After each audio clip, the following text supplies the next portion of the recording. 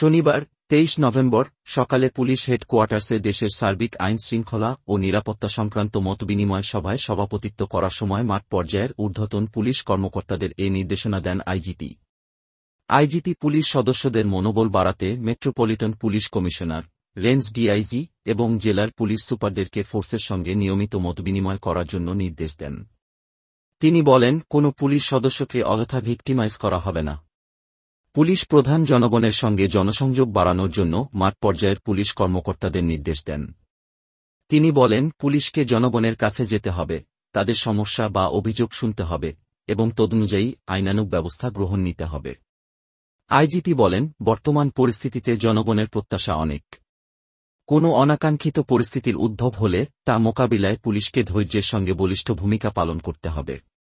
৫ August পরবর্তী সময়ে করা মামলাগুলো যথাযথভাবে তদন্ত করতে হবে। কোনো নিরীহ মানুষকে হয়রানি করা যাবে না। নিরীহ কারো নামে মামলা হলেও যথাযথ আইনি প্রক্রিয়ার মাধ্যমে তা প্রত্যাহারের ব্যবস্থা গ্রহণ করতে হবে।